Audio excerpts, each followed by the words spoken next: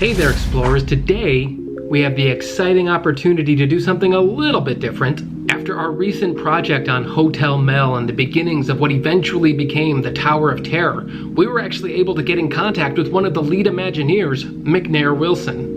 After a little bit of back and forth, we were actually able to connect, and Mr. Wilson and I had a very lengthy conversation about Hotel Mel and the Tower of Terror and his amazing personal history within Walt Disney Imagineering, a little bit of which we'll see in this following video here. This is hopefully the first of many conversations that we'll have with Mr. Wilson, as well as other Imagineers who are responsible for creating the Disney magic and stories that we love. We're calling this series Imagineering Stories.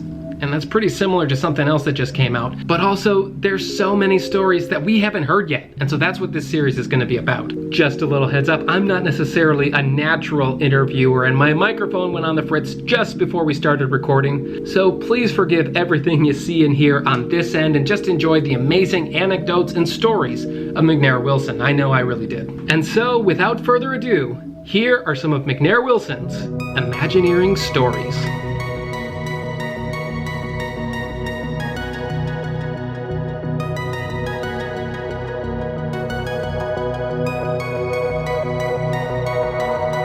Good morning, explorers.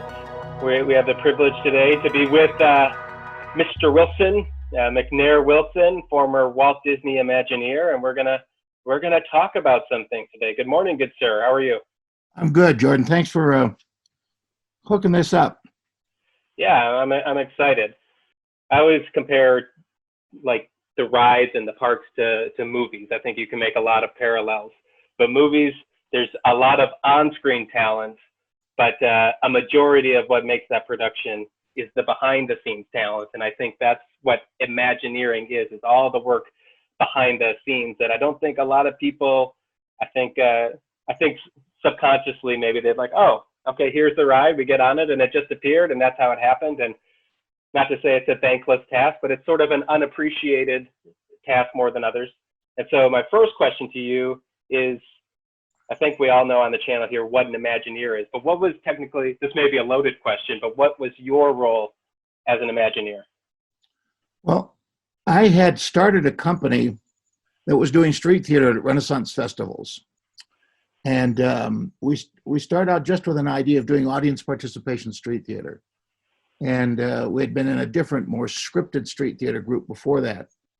And long story short, we went from doing just one festival, which was the Minnesota Festival, to immediately before that festival was done, they said, can you guys, would you be available to go down and do our next festival? I mean, the following weekend when those 6 weekends were done. So we were doing,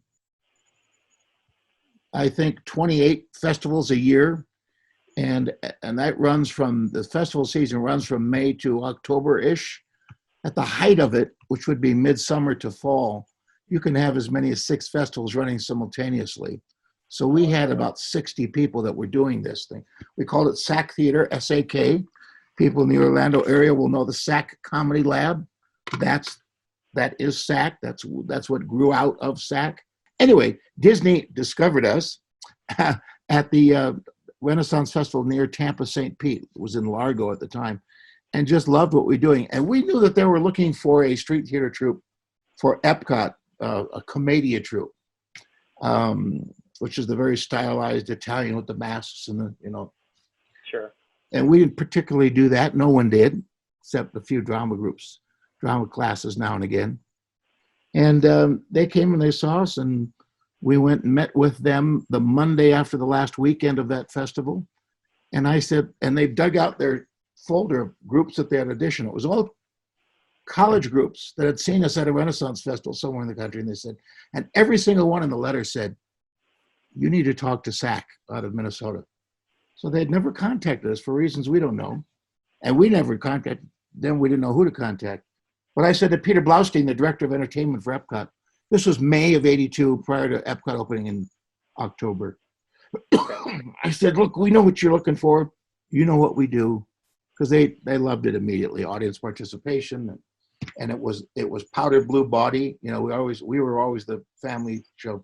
Long story short, They hired us for 3 months, and we stayed for 7.5 years, and went from doing 10 shows a day in Italy to doing 45 different shows, 5 different parts of Epcot. Unbeknownst to us, on the preview weekend, which was the Friday, Saturday, Sunday, Monday nights before the opening weekend of Epcot, Imagineers who were still in the park finishing things, people don't remember, when a big theme park opens, there are things being built that are not scheduled to be opening day. Sure. But there's no way to take something like, and in the case of Epcot, it would have been Horizons. Don't we all miss Horizons? Horizons and Kodak, World of Imagination. Those were there but not open. So Imagineers have been on site at Epcot since groundbreaking till now. Right. Working on stuff. And they saw us and were like, very quickly connected with us. And our first meeting was my partner, Herb Hansen, and I, who started SAC. He's still in the Orlando area, does a lot of stuff around. If people have been to the parks, they've seen him. His wife was one of the most popular Streetmosphere characters, Dorma Nesmond, a has-been actress with a big hat. She's no longer there. I don't know why. She's one of the best ever. And love the name, by the way. Yeah. Anyway, they said, we'd love to do this. So we were called into a meeting. It was Herbie and I, the director of entertainment of Epcot, and Bob Weiss, who's now president of Epcot, of Imagineering, brilliant move on Disney's part, I believe, and Randy Bright, who was vice president of creative development. It's so funny. You got the world. I always say this to groups I speak to, especially to college groups. You got the world of creativity. I draw a big circle. And in that world, you've got companies that say, oh, those are the creative companies. And in there is Disney and Apple and so on. And inside the Disney circle is Imagineering. That's the creative people. But in Imagineering, you've got the creative development division. So within Imagineering, a terribly creative company, you have a division that's specifically supposed to be creative. Sorry, Jordan, but you're not in the creative development division. Right. You're just the best show illustrator we have, or you're just, whatever. Inside the creative division is the concept and design group, which when I was there was identified as 60 people who they didn't really know what they did. Now, what that meant was, well, McNair can draw pretty good. He draws a lot, but he's not really an artist. He's a good writer, but he's not a show writer, So we started going out to Imagineering once a week for a month, or once a month for a week, just working on all kinds of stuff. And within a year, I was offered a full-time position. And I had wanted to work at Imagineering since I saw one of the Sunday night Walt Disney shows where he had the first Disneyland ambassador with him. And so she was kind of, the representative for the rest of us. He would talk to her as if, here we go. Which was a great shtick. And I found out later, Marty Sklar, who became my boss, Marty Sklar wrote 90% of what Walt Disney said on screen. And in an interview one time, I saw Diane Disney say, the Walt Disney I saw on TV was not my dad, because he was scripted. And at home, He wasn't scripted.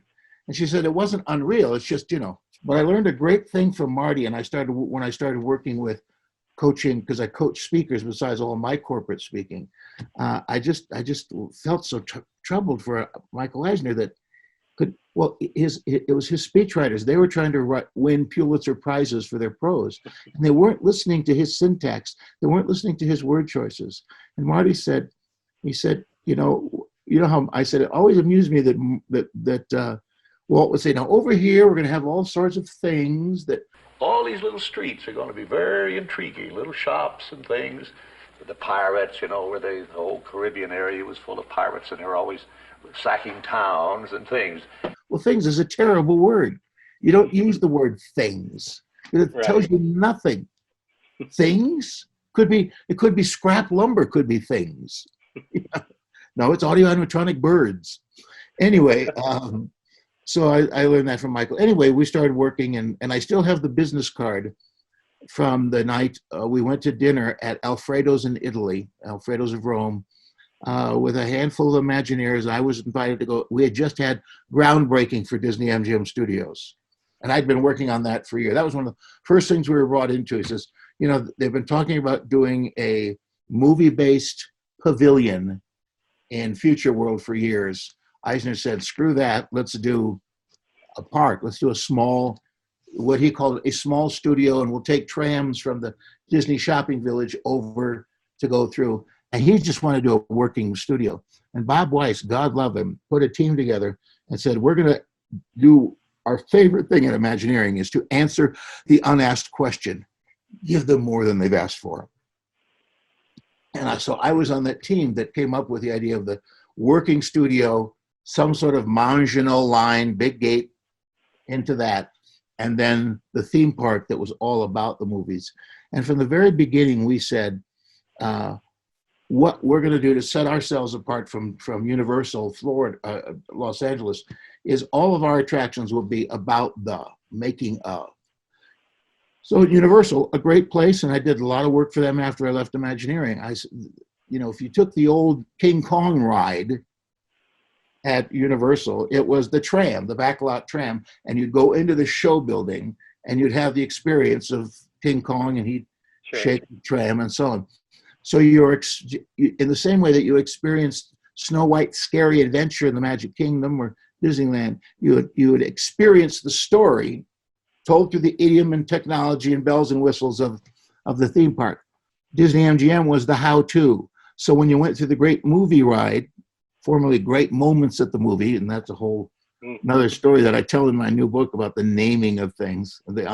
I call it the unnaming of things. You're in the Munchkin Village, it's great, but if you look up, you know that you're in a soundstage because you see the cyclorama, you know, lashed to the rafters, and you see the lights. And one of the things we didn't do that would have been great in that particular room, not in all of them, is to have some AA figures of some union lighting guys just kind of leaning over the rafters watching. Just take one or two, maybe a cigarette, you know. So that was so we go to dinner.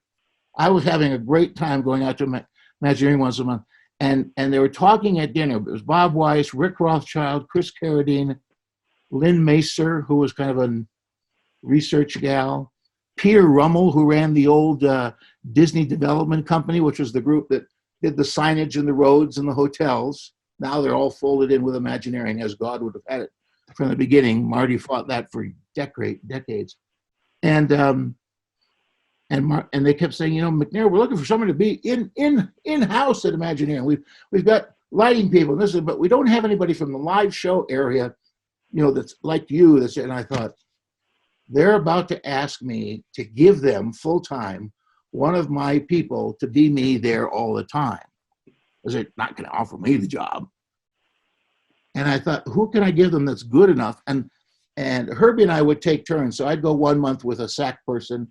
He'd go another month with a SAC person. And we'd take the kind of people that we knew could do well at Imagineering because they didn't necessarily have a schedule of projects for us. We'd get there and say, here's people that want to see you. And very often, if there weren't people that wanted to see us, Herb, whose job was producing director, drumming up work, he'd go and talk and meet with Universal for a half a day, or meet with Knott's Berry Farm, or meet with different museums in town. I just hung out at Imagineering.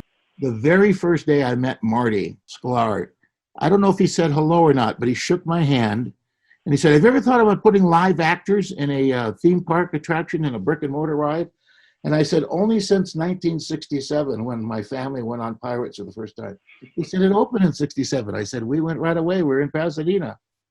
And my mom, who was my junior high theater teacher, drama coach, playwright, all those things, said, it was good. It was great. But it would have been amazing if 2 or 3 of the Pirates were alive, were actors. So that every time you went through, and fast forward, in 1987, we did a 35th anniversary party for Imagineering in the park. It was closed. We had 1,200 people for a sit-down dinner, but the invitation said, when you come down Main Street, immediately go get on Pirates. And we put 33 live actors in Pirates. Oh, wow. And it was terrifying. It was a complete, and plus we had re-recorded all the other rides, and we made the ride about Disney versus Universal. So the guy in the ship, watch out for the rubber shark, you know, things like that. And the former president of Disney, Frank Wells, was there. And he said, that was insane. That was insane. Why don't we do that all the time? And Marty said, McNair, you're on. And I said, because the ladies and gentlemen who run your park don't want to spend an extra nickel on that kind of stuff. And that's why. And every once in a while, they'll do it for some special event. They'll put a few actors, and guests go nuts. They go nuts. That night at Alfredo's, in the midst of all this talking about finding somebody from my company that I would give them to work at Imagineering full time, Marty passed his business card down the row, and on the back, I said, "Oh, thank you." He said, "Look in the back," and it said, "Wish you were here, Marty Sklar." And through tears, I said, "Is this what I think?" He says, "Yes. When can you join us full time?" And I still have that card. Oh, wow. I took it with me a few years ago when I went and visited Marty at his home. We sat for half a day and just reminisced. And he said, "You saved this." I said, "Yeah, there it is." You know what? That 2 or 3 notes Marty was famous for. You know, in the pre-digital age, you'd send out a paper memo. Marty wouldn't send you a memo back. He'd send your memo back in an envelope with his red flare pen notes on it. I've saved several of those, and it's just legendary. I started doing it with a purple pen, and there was, "Oh, I got to get my own color." And that's a short answer to how I got at Imagineering. My start date was April 1st, 1987, but had been working on projects for 2 years. So I when I got to Imagineering, I hit the ground running. I was already working on stuff. I was already teaching my brainstorming class at Disney University and so on. I know you were working in MGM Studios, but were you in California in Imagineering working there? Or Yeah, how does that work when you're planning attractions for the other coast? Well, you know, I mean, now you've got 12 parks all over the country, all over the planet. Yeah, true. And every park has a SQS, show quality standard, which is a fancy technical word for an Imagineering office in the park. And they're there all the time. One of the great gigs is to be the SQS person, say in Hong Kong or Japan or so on, because they pay you your salary. They give you a little bump because they're taking you away from your home. But they also take care, at least in the old days, they give you living expenses. So they took care of your rent and a stipend for them. So a lot of guys will go over and do that for 2 years, Tokyo or wherever, and pretty much sock away their salary.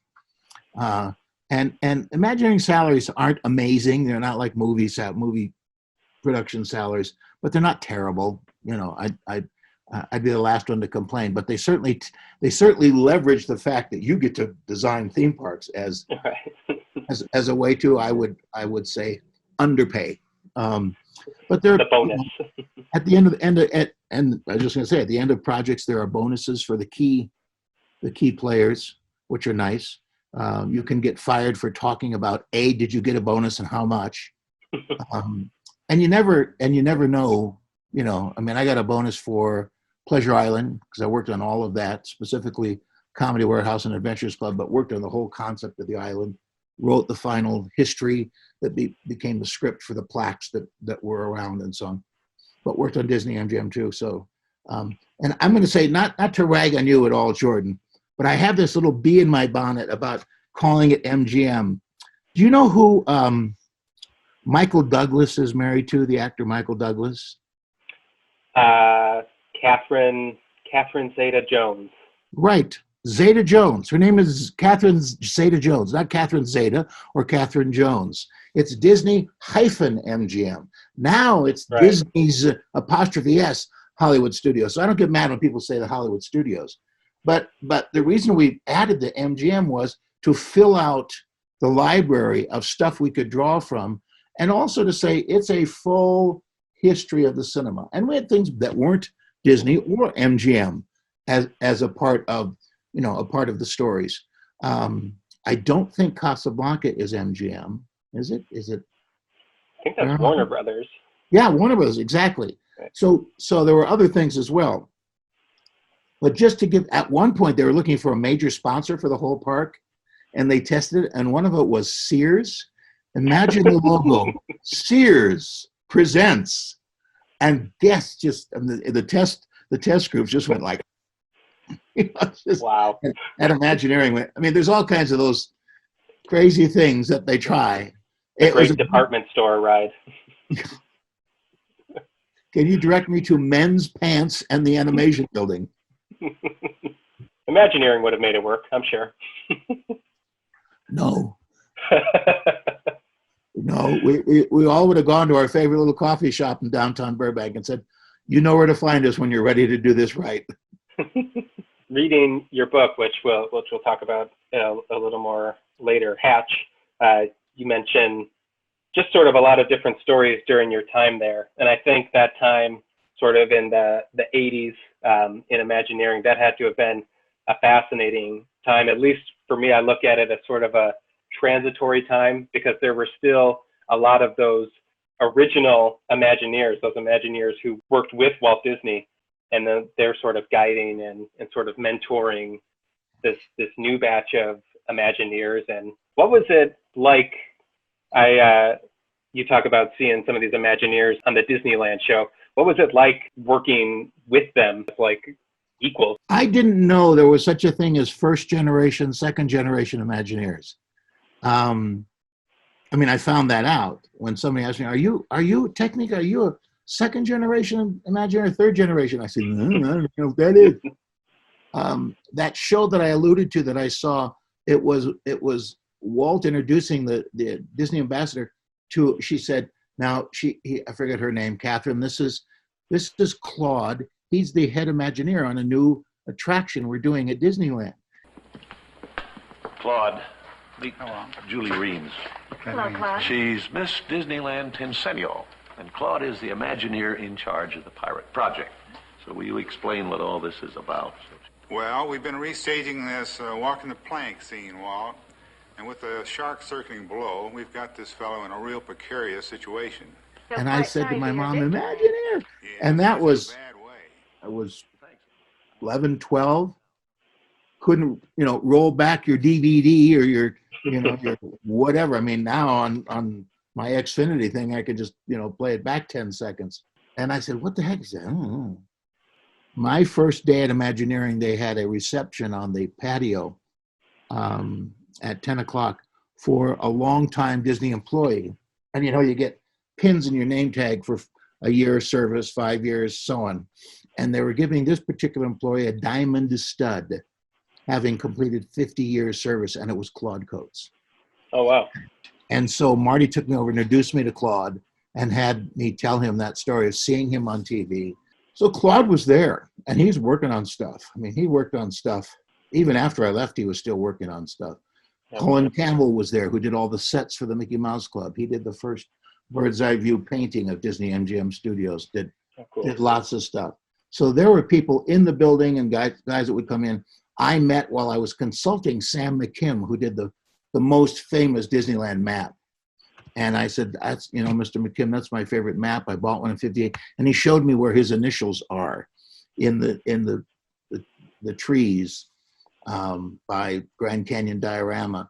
And so when I came back the next time, had him sign it. And I subsequently had it signed. I think it's been signed by about 20 of the old guys that designed Disneyland. And in those days, when you bought it, it was 50 cents. Very heavy archival paper rolled up, and for an extra dime you could get a cardboard roll.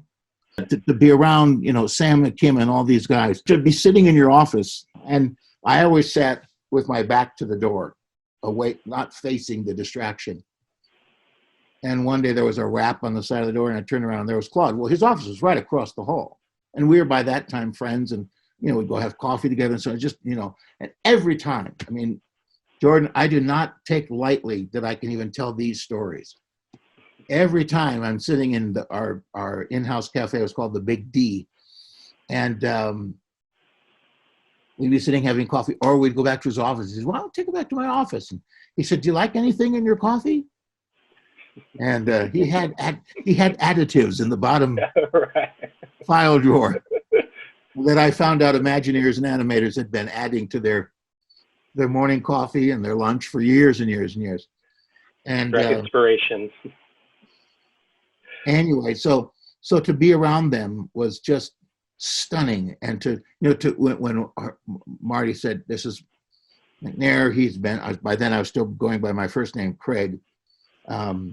But he said, he has a story, and I told him the story, and he said, well, That's really keen. Thanks for telling me that. Was his big word, keen, when he likes them. But he would come to my office and he'd say, and I remember the first time he did it, I thought it was a joke, and I looked out in the hall to see if there were guys putting them up to. He says, "Listen, I'm working on something. I'd like to get your opinion on it." Yeah, sure. Claude Coates wants my opinion on it, and he really did. And he'd show you something, and you'd talk about it, and he'd make notes. But he didn't do that with everybody. Reading Hatch, your book, you talk about what you called the Dinosaurs Club, and I had never heard about that at all. Or you want to explain what the Dinosaurs Club Sure. was? Dinosaurs Club is a nickname for an every Tuesday lunch that no longer exists of all the old animators and Imagineers that met, and it was a series of different places, but they'd be at a place for some years. And then for one reason or another, it would close or something, they'd move to another place. But it was always somewhere in and around Burbank. And the years that I was going, well, everybody knew about it. It was a nickname, so there weren't cards, there wasn't a sign. It's just that's what they called themselves, the Dinosaurs. I don't even know if they called it the Dinosaurs Club. They just say the Dinosaurs, but everybody called it the Dinosaurs Club. And Claude came to me one day. He says, "What are you doing for lunch tomorrow?" And I said, "I had made plans." He says, "Well, me and some of my friends get together Tuesdays once in a while, and you should come along. You'd enjoy these guys." Well, I knew exactly what I was being invited to. And even though we knew where it was, and if it still existed, you and I could walk into that place on a Tuesday and see them all sitting there. Wow. And when I say all, it might be 4, it might be 15. Whenever Frank and Ollie would release a new book, the other guys, did the art of animation and some Sure. other, it would always be in the back room of this big Mexican place that's literally down the hill from Universal, in the shadow of Universal, because the back room would hold 100 or so people. And then the wives would be there. And a lot of the wives, like Claude Coates met his wife, she was in ink and paint in the old days. Okay.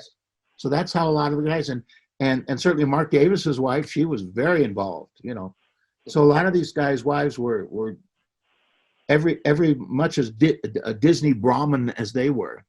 But on a typical Tuesday, there would be 8, 10, 12 of these guys. And it would be Ex Atencio, and it would be Bill Martin, who was the architect that did the castle for Florida. And it would, at the head of the table, 90% of the time was Ken Anderson. Now, this is the 80s. Ken Anderson was art director on Snow White in the 30s. And there he was having lunch. And Wow. Claude and Colin, we're going to lunch, and we go by Colin Campbell's office, and Colin says, "Well, hey there, young man." And Claude says, I've invited Craig here. I think he'd fit in. He says, "Oh yeah, he's crazy like the rest of us," And there was just all old friends. Well, what was grab bag off the hook amazing about it was the stories. But it was like I grew up going to church, Protestant Christianity, and there's the synoptic gospels. Matthew, Mark, Luke, and John don't disagree. They have different versions of the same stories, or some tell this and some don't tell that. The famous Christmas story from Charlie Brown Christmas is Luke chapter 2, but it doesn't mention the wise men.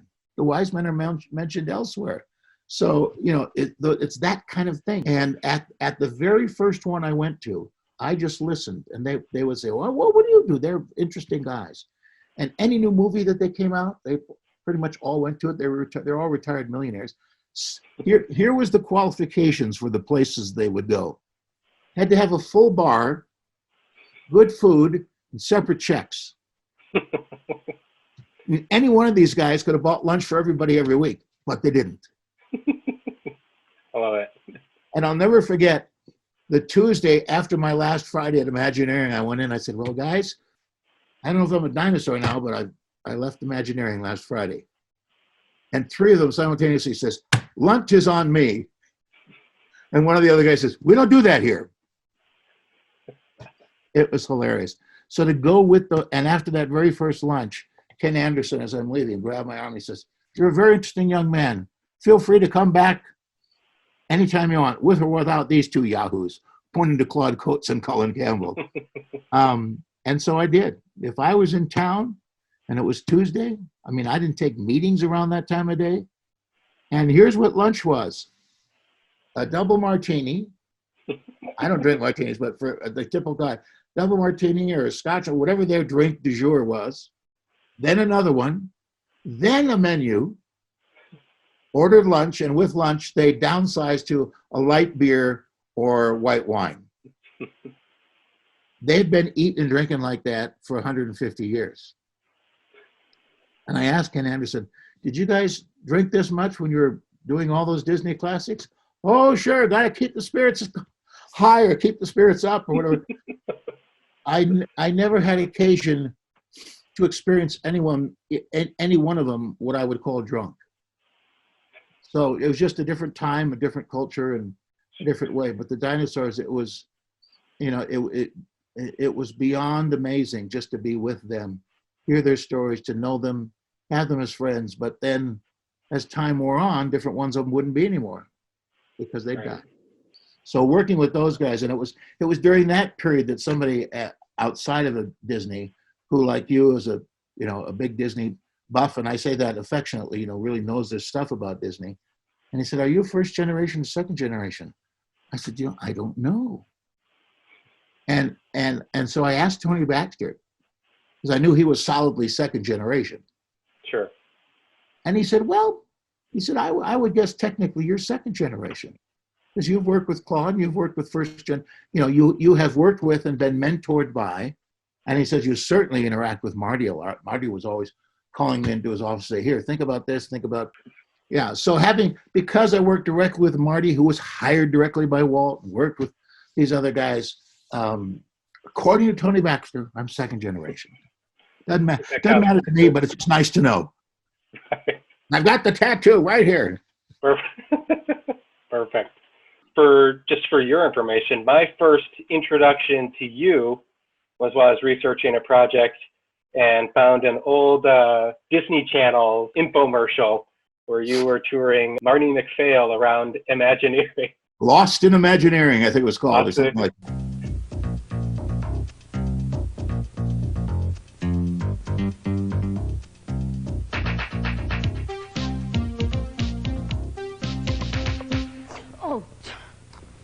Hi, I'm Craig Wilson, Walt Disney Imagineering. Don't do that. Sorry.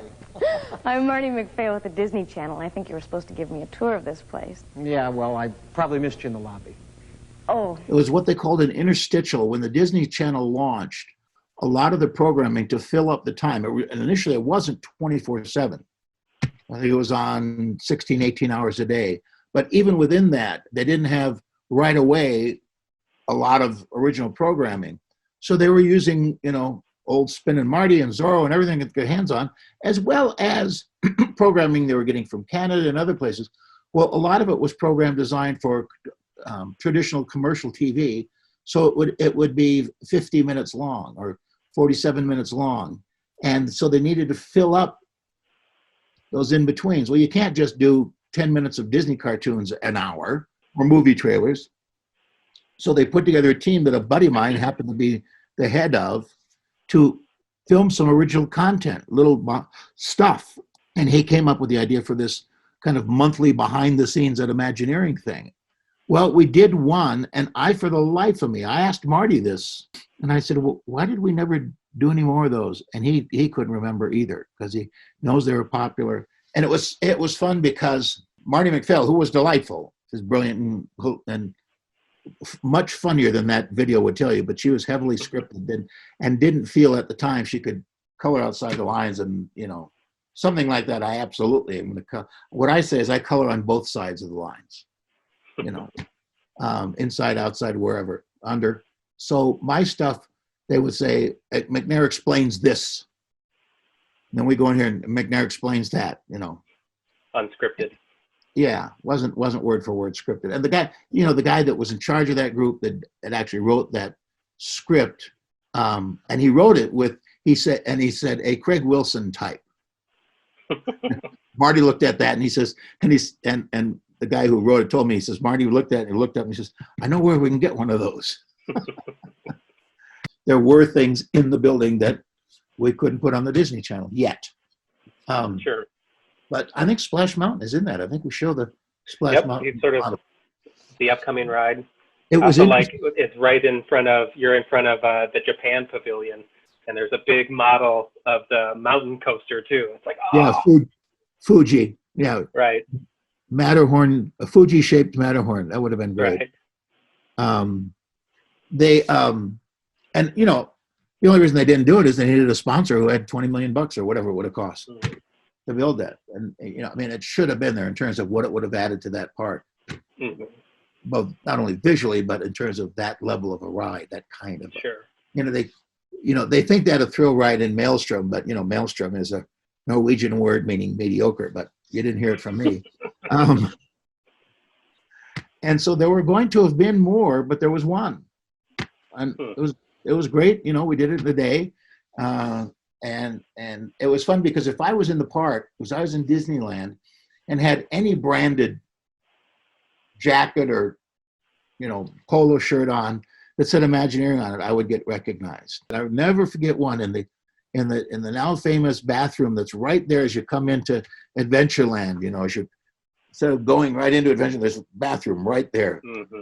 And if you go that way, you're in Frontierland, so it's right there.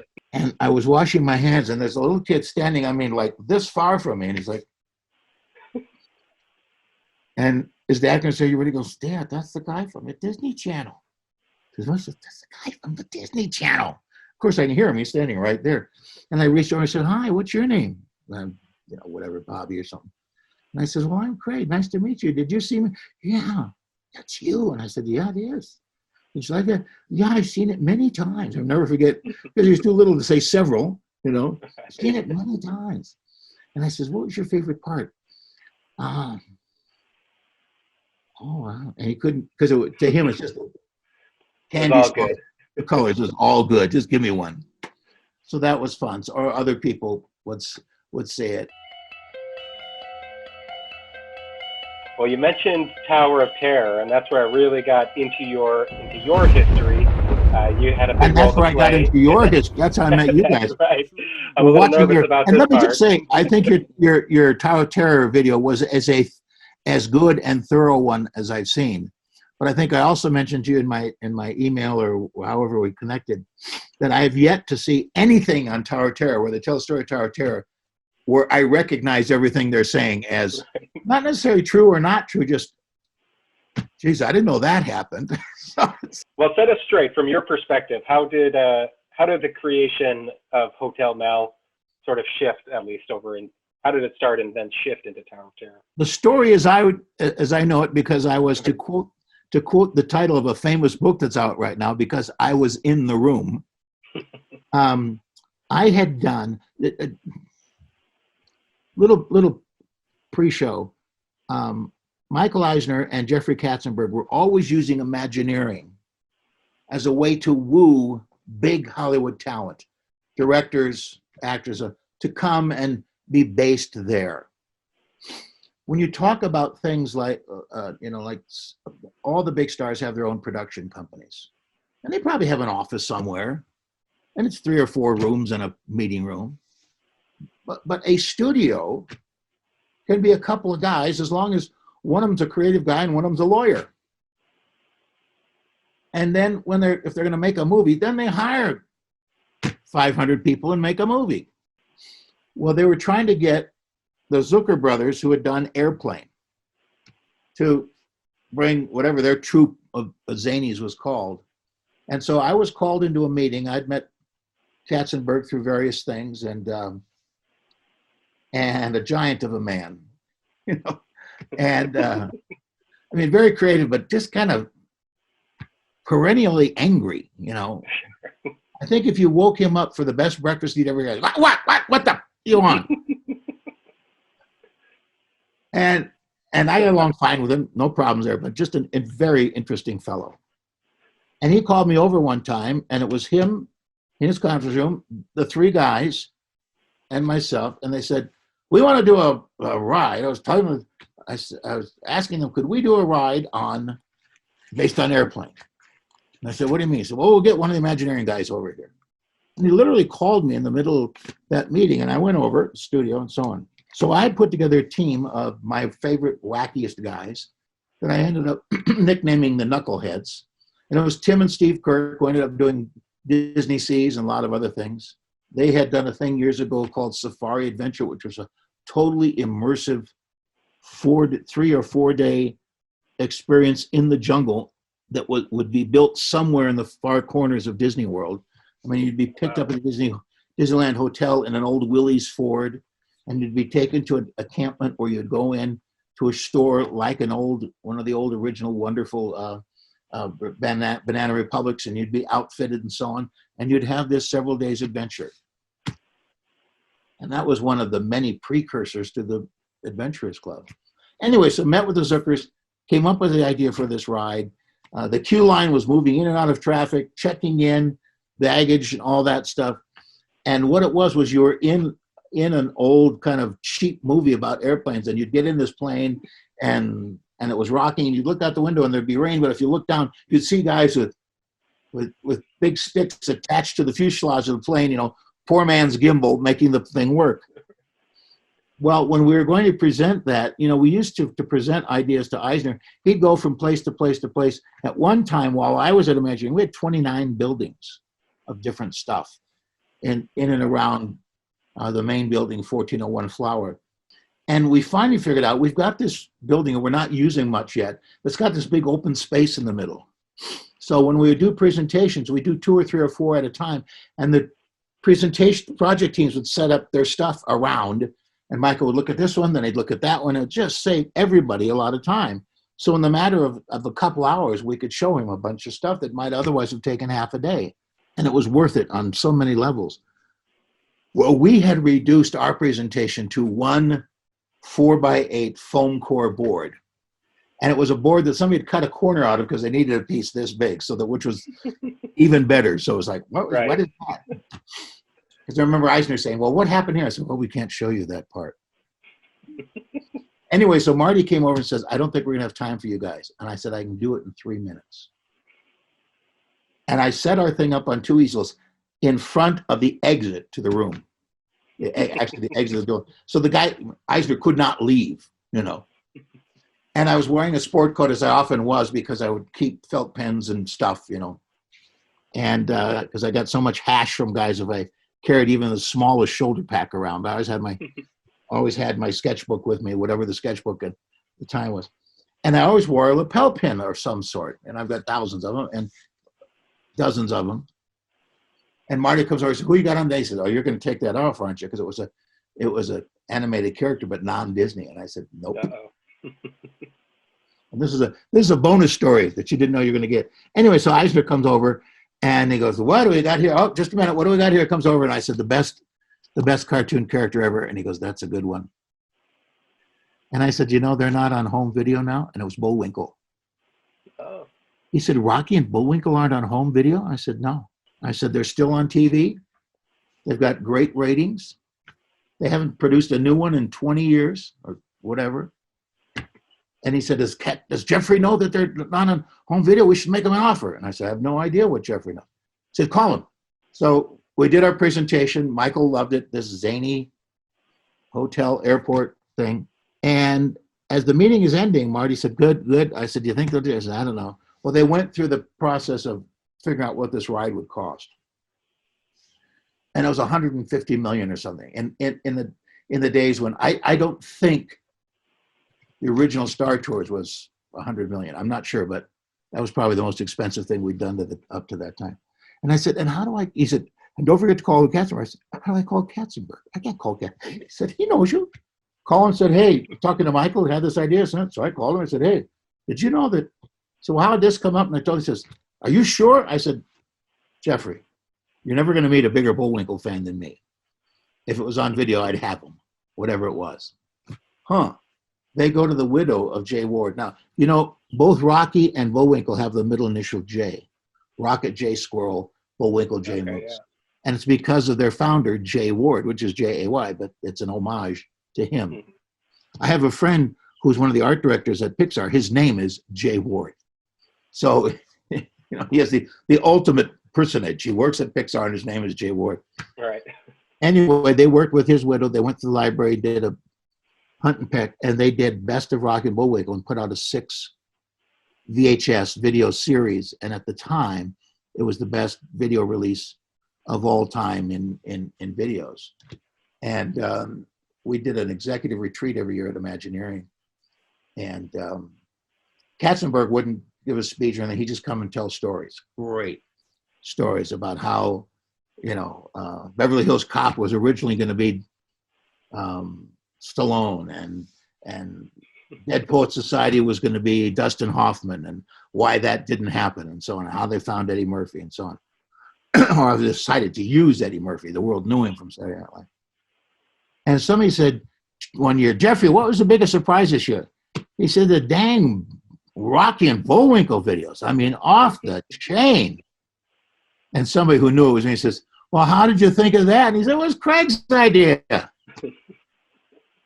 And somebody said, yelled, Craig, what did you get for that? I said, get for that? I didn't even get any damn videos. And Katzenberg's like, and he said, we didn't send you some, and that was a weekend retreat. Monday, delivered to my office in an unsealed, just an open box, was 6 sets of the videos and the biggest single check I'd ever received in my life up to that point. Now, it wasn't a monster check, but it was a big check. Right. And I thought I should speak up a little more. So you never know. I could have listened to Marty and, take off the Bullwinkle pin. I knew Eisner. He wasn't going to be offended by that at all. Because of that, Michael wanted to bring Mel Brooks and Brooks Films to Disney Studios as a base. So I'd already been assigned to put together a team to figure out what would be the weenie, the major attraction for the new land at Disney-MGM, the Sunset Boulevard extension.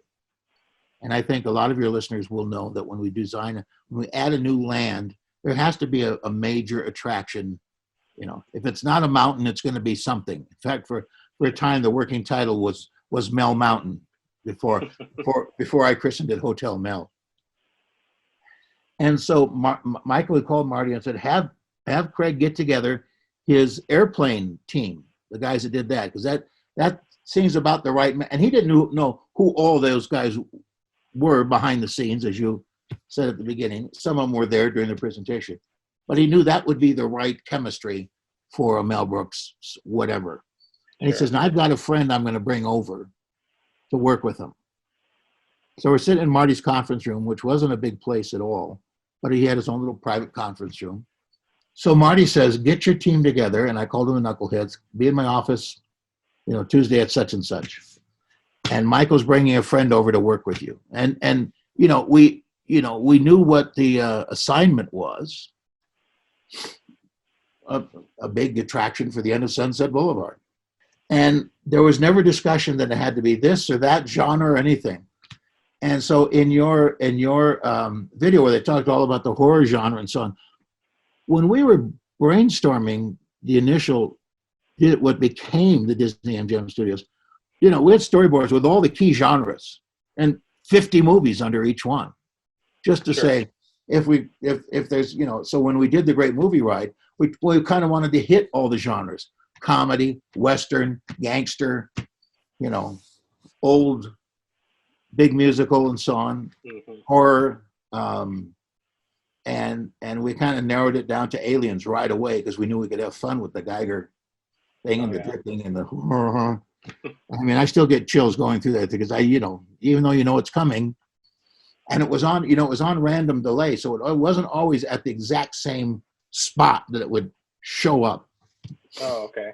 Generally speaking, but it's not like you could time it. Okay, it'll be here in 12 seconds after we pass that little thing. So Marty said, get the guys together, be in my office. Michael's coming over with a friend to whatever. So we're sitting there, well, who's this friend? What's this? He walks in with Mel Brooks, and time stopped. I mean, I blacked out for 2 minutes at least. And we're just like, like dogs listening to a fire truck.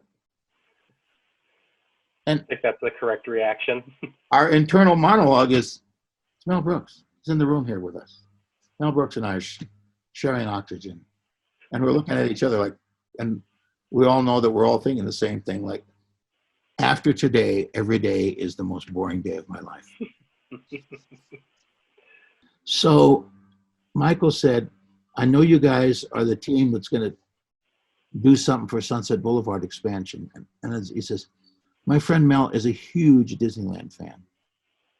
And Mel says, yeah, me and my son Max, we sneak off. We go to Disneyland all the time, probably 20 times a year. We just love it. And Michael says, I knew that about Mel, and I thought, what would a Mel Brooks ride be? A Mel Brooks attraction. And so we're standing there, and I had taken my jacket off, and I said, now, Mr. Brooks, he said, call me Mel. And I turned to the team, I said, team, and they all went, Mel. From then on, Jordan, anytime we talked about Mel, if he wasn't in the room, we said, we need to ask Mel. What do you think? Mel would think. And if Mel was there, say, Mel, let me ask you something. And he would just giggle every time. He loved it. And he told us early on, he'd say, no, you guys don't do funny. Don't try to be funny. I'll do the funny. You do the scary. When we finally hit on doing something that was funny and scary. And I said, Mel, we, and I said, and he said, and what do I call you? And he's looking for my name tag. And I said, well, you're going to have to call me Mr. Wilson. All right, then. Fast forward, and I'll tell you the rest of the Hotel Mel story. Fast forward to the early 90s. I'm not at Imagineering anymore. I'm in New York seeing Broadway shows. That's my background as the theater, as a playwright, director, actor. I'd seen the producers in previews. And I'm in one of my favorite little places in the theater district called Charlie's. And it's one of those places where you walk down a few steps and go into the restaurant. So I'm sitting in Charlie's. And it's after I'd seen some play, but a few nights after I'd seen the producers. And Matthew Broderick comes in with his retinue of friends. Oh, there he is. And Nathan Lane comes in with his group of friends that included Bette Midler that night. Oh, wow. And I thought to myself, if I'm lucky, Mel will be in town, because I think the play had been open now 3 days or something. I saw it 2 nights before it opened. I was there for a week.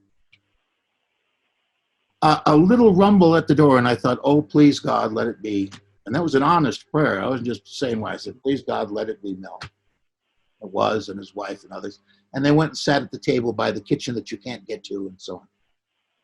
So at one point, he's coming to go see the boys, as he called them. And he's coming by my table, and I stood up and I said, Mel! And he looks up at me and goes, I know this face, I know this face. And I said, Disney Imagineering. He said, Mr. Wilson! Second greatest day in my life, right? He said, how are you? I said, I saw your show. Yeah? What do you think? I said, yeah, fabulous. He said, come and meet the little lady. Well, you know who his wife was, Anne Bancroft. Right. Mrs. Robinson, so on. And I'd had a crush on her since before time started. And he says, Annie, this is Mr. Wilson from Disney. She said, Disney Imagineering, Mr. Wilson? And he says, yeah. She says, oh, let me tell you, he was never in a better mood in his life than the days he spent with you boys over at Imagineering. I said, we loved having him, ma'am. And to tell you the truth, the only reason I was ever nice to him is I thought someday maybe I'd get to meet you. She grabbed me, says, sit down, sailor, gives me a big kiss on the cheek. You can still see the lipstick. It was just hilarious. But Mr. Wilson. So Mel's in the room and says, what are we doing, boys? What are you doing? I said, Mel, we're going to make a Mel Brooks movie. But this time we're going to make it with steel and cement and all the special effects and bells and whistles available at Imagineering. Pepper's Ghost. What's Pepper's Ghost? So I explained Pepper's Ghost to him. Michael Eisner said, that's how they do the dancing robots in the Haunted Mansion? I thought they were holograms. And I looked at Marty like, I said, Michael, if you can find somebody who's a salaried employee, maybe they could get you in on one of the backstage tours and you could see it in action. So Larry, he didn't know. It's not a hologram. I said, the biggest hologram in the world is this big. It's at the Ripley's Museum, Fisherman's Wharf, San Francisco. There's never been one bigger. The way the technology works, they can't do it bigger. See, I thought they were actual ghosts. That would have been easier. Right. Cheaper than a hologram. So I said, so we're going to tell a Mel Brooks story. And I said, but here's the deal. I said, we all love your movies. Absolutely. I said, we didn't know you were coming. But speaking for the team, I'm sure I can speak for the team that we all love your movies. He said, do you love all of them? And I said, of course not. He said, do you have some favorite? I said, we'll get into that. I said, but the Disney-MGM Studios theme park, unlike Disneyland, where we tell the story from a famous movie in the idiom and technology of theme parks, Disney-MGM, it's behind the scenes. So we need to do behind the scenes at Mel Brooks something or other. And I said, now, if it was up to me, I'd do 84 Charing Cross Road and The Elephant Man. Those were two films he produced, but didn't make. He said, do you like those? I do. 2 days later, a courier brought me VHSs of both of those movies. 84 Charing Cross Road wasn't even on DVD. It was just something they made in-house. And people, if you're listening, look for it. It's a real book, real story, amazing movie. His wife plays the lead. 84 Charing Cross Road, Charing. So I said, imagine we're going to make a Mel Brooks movie. He said, will it be funny? I said, I think if it's not funny at some parts, people are going to be disappointed because it's Mel Brooks. And what you're known for is funny. He said, you know what funny is? And he and I are standing like this, having a conversation, like we're waiting in line in the cafeteria to, put in our order. And everybody's, watching. So let me tell you about funny. He did, Jordan, a 20-minute off-the-cuff discourse. And I don't know if he'd ever done it before, but it didn't sound canned, on the nature of funny. Not comedy, funny. What makes something funny? And we all agreed later, and Marty said this, he said, man, because he has a camera in that office that he can turn on. And sometimes when he's doing a brainstorming session with you, he would turn that on. Tony Baxter used it a lot. And they did a thing on the nature of funny that was just breathtaking, just breathtaking. So we said, great, we'll work together. He said, do I come over? What do I do? I said, you can come as often as you like. Right now we're planning on meeting 2 or 3 days a week for 4, 5, 6 hours. Looked at Michael and he said, boy, they're serious about this. And he goes, yeah. And I says, my guess is we'd want to start by watching some or all of your movies. Do you have them all? He says, I'll just send them over. You'll have them all. Boom. So he sent us a box of Mel Brooks movies that went into the Disney library, Imagineering library. And we watched everything from 12 Chairs to High Anxiety, you name it. And I had not seen Spaceballs. A friend of mine, an actor, Jim J. Bullock, is in Spaceballs. And he said it was the worst working experience of his life. Mel, he said, was great. And as Jim J. Bullock tells it, they were into principal photography before the script was done. Well, the movie shows that. I almost couldn't watch it. In the middle of watching it, Steve Kirk, the older of the two brothers, Steve Kirk. The drawing you have in your video on Tower of Terror of some of the scenes in Great Movie Ride with Young Frankenstein. Right. That's Tim Kirk's drawing. Oh, wow. The drawing I have in Hatch of Tower of Terror, it shows Hollywood Sunset Boulevard with the Tower Hotel at the end. That was a drawing he did early on when it was still the Mel Brooks Hollywood Horror Hotel. And you're right, Mel said, say horror slowly or it's not a family ride anymore. And that's the point at which I said, let's call it Hotel Mel. So he did that drawing when it was still the Hollywood Horror Hotel. And for the book, for Hatch, I just penciled in the Tower of Terror. But that's a drawing that I have that he did. Cool. So we looked at every one of his movies. And in the middle of Spaceballs, the older of the two Kirk brothers, Steve, turned to me and said, I now know the worst movie I've ever seen.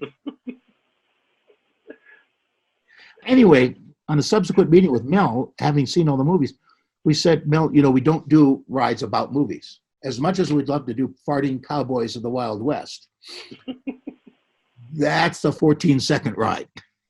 Sure. And we thought, because at one point I said, let's do the, it wouldn't be called this, but Mel Brooks' Greatest Hits. That's not a ride either. That's Phantasmic, which is, and then this comes in, and then this happens, and then this. Don't get me started. I hate that show. Mainly because the name doesn't work. Anyway, what's it about? There's no story. So what we've decided is when we vote, our two favorite films are Blazing Saddles and Young Frankenstein of your movies. We don't really have, per se, a horror attraction. And we were thinking that we would use Young Frankenstein as our muse, as our inspiration, and do a funny, scary something. He liked it right away. It probably won't be, but we went through the exercise of designing this. Mhm. The village of Transylvania leading up to Castle Young Frankenstein, so on, so on, so on. What were our favorite scenes? What were our favorite rides? Our favorite lines? He was my boyfriend, you know, so. Classic. And it was you who left my grandfather's book out for me to find. Yes! So that I would... Yes! Then you and Victor were... Yes! Yes! Say it! He was my boyfriend! Yeah, and the hunch, and, you know, the gift shop would have, you could wear the hunch, Oh, amazing. left or right. And, you know, I'm sure you know, Gene Wilder developed that story and took it to Mel, and then they wrote the script and so on. And it was Mel who wisely said, I don't think there's a part in here for me. Beautiful. Where is it?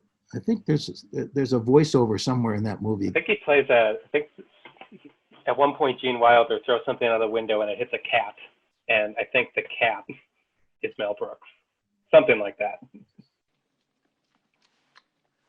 You seem unusually upset by this discussion. Not in the least. I find it extremely amusing, that's all.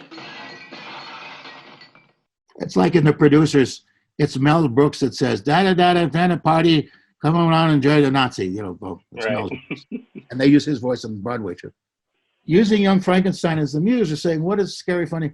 Simultaneously, I'm on a team of Imagineers that's designing what will be the most expensive, high-end, fancy hotel in all of Disney property. Because that we knew that we had a level of guests that if you give them the nicest room at the Grand Floridian, and in those days, late 80s, that would have been the best hotel on property, still a great property. It just takes you 3 days to get to your room, even if you valet park. I'm a Caribbean beach guy.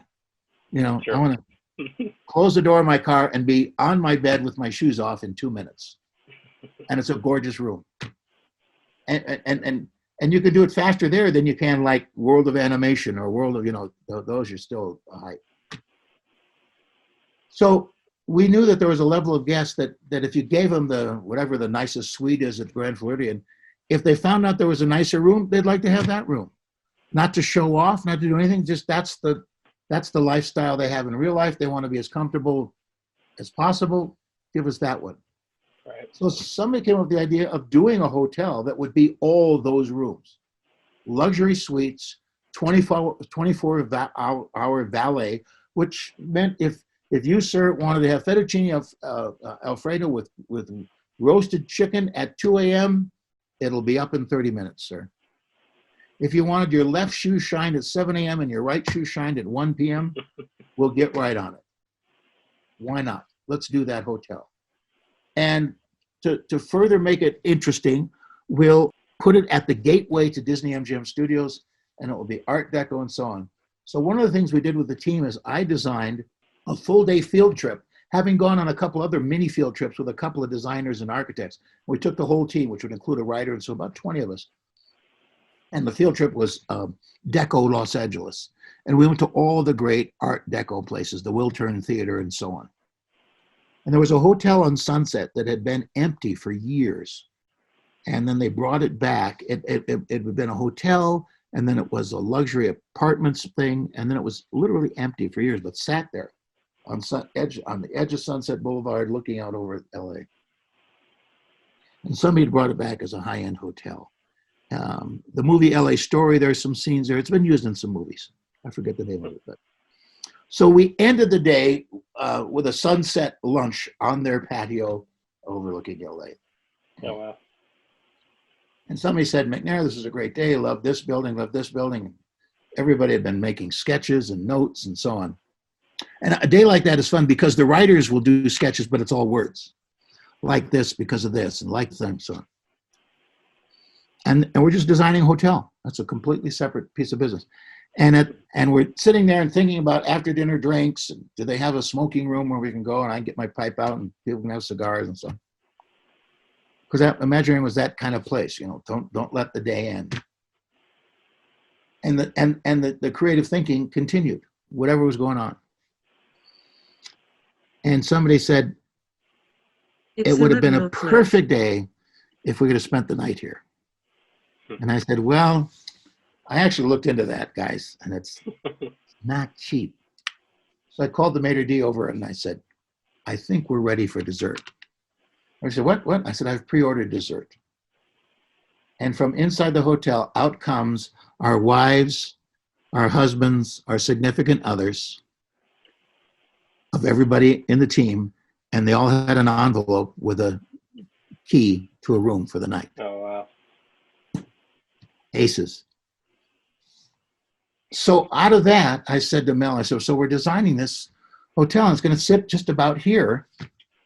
What if one end of that hotel was the original Hollywood Tower Hotel? And that was the working title of this hotel. And it's now closed, deserted. Somebody said haunted. I said, sure, I don't care. And maybe on every floor at the end of the hall, there's a door that's kind of sealed. And you get up close and go, help me. Whoa, ah. And they said, how big? I said, it's not big because it's all suites. I think it's going to be 200 rooms. I don't know. We hadn't decided yet, but sitting right there. And if you look at an aerial map of Disney-MGM Studios, Disney Hollywood Studios, where it's sitting, the back of that attraction, from their back to where Fantasmic is, that would have been the location of that hotel. And we said, so what would that be? What would that old hotel, what would go on there? So we did a thing from SAC Theater, and SAC didn't invent it. It's called one-word storytelling. We did one-sentence storytelling, and I brought in a ring bell for service, and we went around the table, 1 or 2 sentences each, and we began to tell the story going into this old hotel after years. And there's cobwebs everywhere. And somebody says, and there's a mahjong game that ended, mid-game. And there's luggage by the front desk. And there's a jacket and a hat over a chair or on the front desk. And this and this and this and this. And you go to the elevator, and the elevator's broken. It's not working. So you find your way down to the steam room, and the service elevator. We get in the service. Somebody said, why a service elevator? And I said, it wasn't my idea to say service elevator, but I said, a service elevator, it's just going to be a chain link door of some sort so you can see every floor. And you let me see this, and you see this, and we're going around the table. And you get to the top floor, floor 13, and it stops. And then somebody says, and it wasn't me. So I'm very clear. I don't get credit for this part of the attraction. And the thing stops, and it rattles, and it shakes, and the elevator comes out of the shaft and goes down the hall. Well, we all laughed our butts off. Mel looks at me and says, can we do that? I said, I don't know, but I know a guy. You know a guy? I said, I do. His name is Jack. He was the head engineer on the first Space Mountain at Disneyland. If he could figure something out, he could figure it out. I mean, these are the guys that figured out universe of energy that moves a whole church pew full of people, right, through the primeval world with no track. What is it, an 1/8-inch, 16-inch copper wire? Yeah. Insane. And I said, this and this and this. Can we do? I said, I don't know, but I know a guy. I'll go talk to him. And I don't remember it was exactly that day at lunch or the next day. It was very quickly after that. I went and I found these guys in the Big D, took my thing, and I insinuated my tray full of food into their foretop of guys. And I said, hi, guys. And I just put this in the new book. And I did it as a movie script, dialogue and so on, just to break up the way you tell a story. And I said, how's everybody doing? I said, hey, I got a question for you. I'm working on this project with Mel Brooks. Oh, he's really here. Huh, great. And it wasn't like they were nonplussed about it, but James Cameron had been through, and Pee Wee Herman had been, Paul Rubens had been through when he did Star Tours, and, they'd all been there. Jim Henson and so on. So you never know who would be in the hallway. Sure. And I said, we're working on this thing, and I've got the napkins, and I'm got my felt pen, and I'm drawing this one, and I'm drawing that one,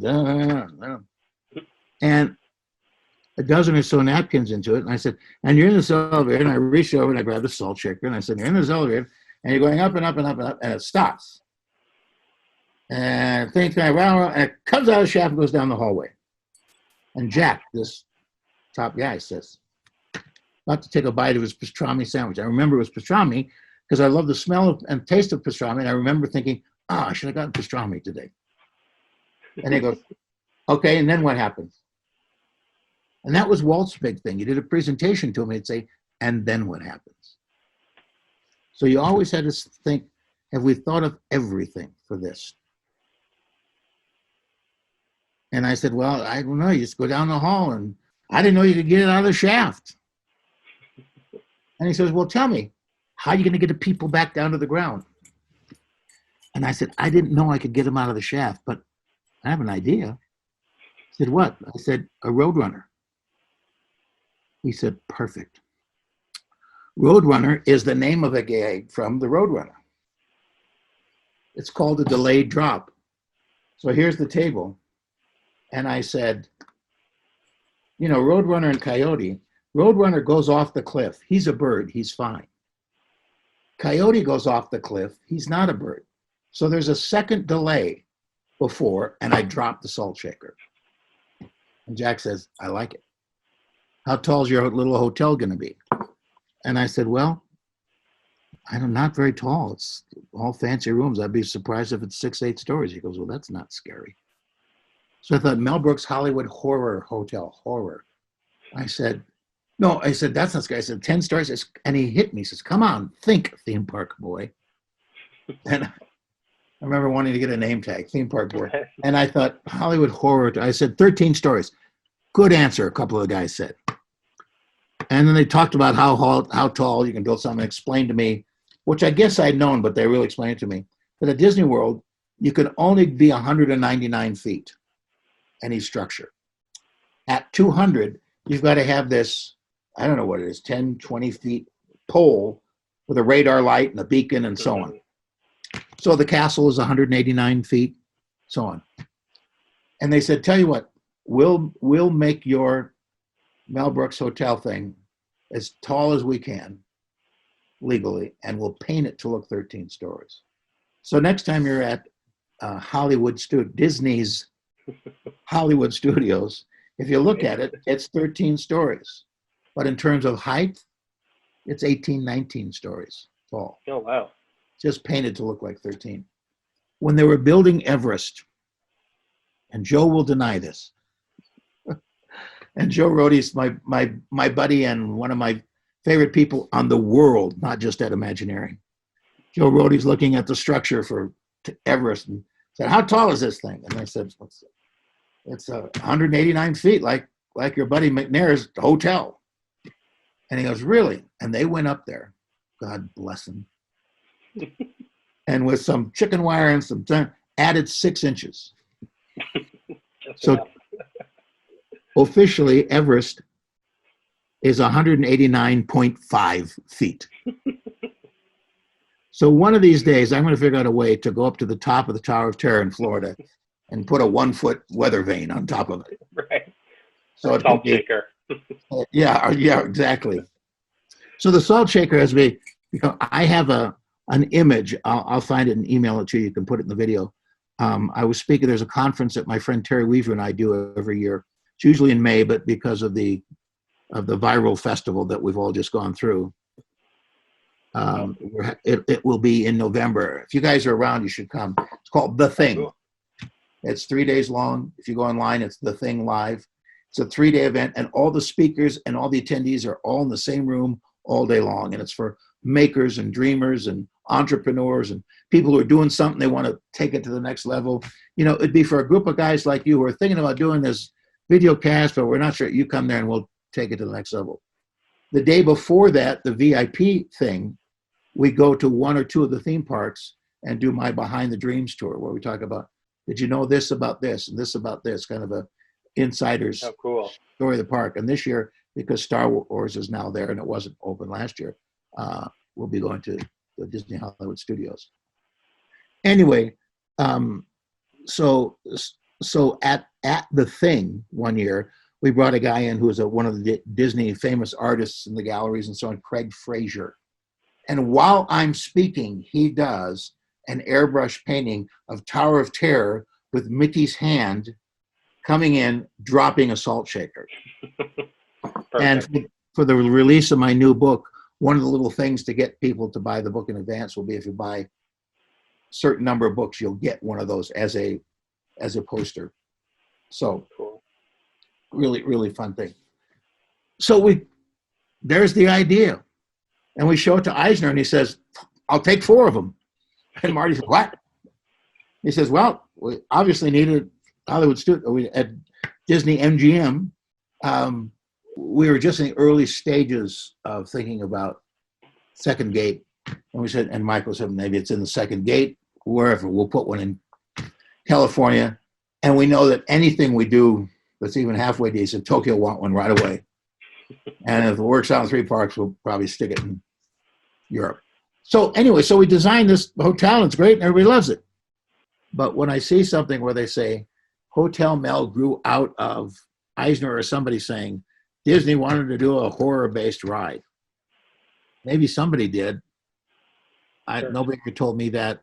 The Mel Brooks thing was, as I say, Marty said Eisner thinks she'd be the one to put the team together to do the weenie at the end of Sunset Boulevard. We had not even met yet to begin to think of what that would be. Our first meeting was the one where Michael came in with Mel Brooks. And then the rest proceeded as I told you. Now, the thing that the little tag to the end of the story, they didn't build it because because they decided not to build the real hotel. So they decided, well, how can we build a ride that's supposed to be attached to this? And then somebody looked at the rough plans for the attraction. They said, this thing's huge. Build this. So there was a downtime of a couple of 3 years of it just sitting there. Meanwhile, I left the company, moved on, was doing stuff for, doing brainstorming and teaching brainstorming and creativity, Disney University at the studio. So quick cut in here. We went on a variety of tangents during our conversation here, a lot of which will likely make it into future projects down the line, but I wanted to share this story specifically because I found it so interesting. So if you weren't already aware, what with his background in live theater and SAC theater, live performance, McNair Wilson is basically the founding father of Streetmosphere. That's his baby. He created it all. Streetmosphere, of course, are like the roaming and interacting characters you'll find on Main Street USA or on Sunset Boulevard and Hollywood Studios. So in this closing segment, Mr. Wilson told me of an idea that he had that would have made waiting in line worth the wait. It's a whole nother interview, but the war of getting Streetmosphere into the Magic Kingdom. Because I promised Eisner, I said, if you let me, I could put a live character attached to all the major attractions in the Magic Kingdom and Disneyland and turn the line into an audience. And the day I went out and did an Undertaker at the Haunted Mansion with a dead boutonniere and a worn out Haunted Mansion outfit. The coat was too big and the pants were too short, but it was what the kids wear. And a shovel over my shoulder and a tape measure like a tailor would have. Found a guy in line, took his pulse and said, "Oh, we'll be seeing you very soon, sir. What do you think, a nice mahogany or perhaps a walnut?" And his wife says, "Make it a pine box. He's going to bury him anyway." We videotaped this, and when they showed it, Imagineering, he says, "Was that lady part of the show?" I said, "No, I just had the lady whose husband smokes too much." And now just the whole idea that a guy was smoking not only in the park, in line. Have you been to Disneyland? Oh, yeah. So the Haunted Mansion, circles through, and there's this raised area, brick wall, grass, and a little iron fence. So I'm standing up on the grass. So I'm 2-3 feet above so it's perfect. So I'm just inside the gate and doing this thing. They had to bring out a cast member, a ride operator, to get, folks, please keep the line moving. They brought in another one. So then I started moving with them so they keep moving. They eventually had 3 costumed Haunted Mansion cast members out reminding the line to keep moving because I'd turned it into an audience as promised. Showed that video, and Eisner says, that's the most important thing we could do in our Magic Kingdoms this summer. And then I showed him, just the way I showed him Streetmosphere, a palette of characters. And one of them that I did was a baggage handler, Star Tours outfit. And then some you know, a lunar case. Where's everybody going? Where are you going? Which Tatooine? Yeah, what flight? What flight are you on? You going to Tatooine? Oh, some lady said, going to Tatooine. I said, you don't want to go to Tatooine. Nobody goes to Tatooine in November. Who sold you a trip to Tatooine in November? Hoth is where you want to go. Ah, it's the pleasure spot of the Outer Rim. You know, on and on and on. And I had in the design that we didn't have time for the test, but the Imagineering special effects said, we're going to design these cases that had things sticking out that were, you know, tentacles that were moving and so on. And there again, we had to bring out ride operators to keep the line moving because it turned it into an audience. And I said it would be 33 characters, but it'd be maybe 20 actors, and I might do the Undertaker in the morning and Star Tours in the afternoon, or vice versa. And people say, well, won't people recognize you? I said, look, I do 6-bit Slocum at the Hoop-de-Doo Review on a Monday night. Do it every Monday night. Tuesday afternoon, I'm in the UK as McNair doing an Irish missionary to the United Kingdom. People said, didn't we see you on Hoop-de-Doo last night? I said, heavy set guy with a overbite? That's me brother. Not very funny, is he? Guests love that they think that they figured something like that out. They would love that they saw you here and then here. And I had definitely. the mayor, the suffragettes, and the fire chief, but characters all over. A guy in the Fantasyland guy was this old gatekeeper with 1,000 keys and couldn't find anything. And, you know. And everybody loved the idea, but Disneyland wouldn't pay for it. Who's going to pay for this? What's this going to cost? I said, 10 cents per guest. Well, we have 13 million guests a year. I said, so for $1.3 million, you're not willing to make the lines disappear for your guests? I mean, we're that, Marty says, I think Eisner's about that close to paying for it out of his own pocket. I said, he could do it. So they hired a friend of mine who was a show director, but a song and dance show director, to try this. They hired one of my former SAC theater guys to be in the thing. They didn't even look at my video, and it sucked big time.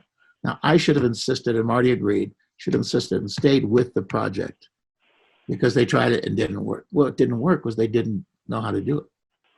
They were making milkshakes with lemonade and avocados. Nothing wrong with lemonade, nothing wrong with avocados, but that's not how you make a milkshake. That's right. Well, now they have in Florida. I suspect they have it in Disney, and I haven't been there in a year or so. They've got a mayor. They've got a fire chief. They've got suffragettes. Some of the suffragettes used to work for SAC Theater. They're friends, and they're mostly there in the morning when people are flooding in. You know, and guests love it. And they have fans and following, and they probably have a Facebook page. We've gone through so much, and yet we've only scratched the surface. So whether it's soon or later, we'll definitely have to get together. Love to do it. Get together again, or when you're in this neck of the woods, we'll have to connect. Oh, that'd be fun. Do it that way. Jordan, thank you. Until then, yes, thank you so much. It's been a blast talking with you, and thank you for watching to everybody here. And until next time, we'll see you in the happy place.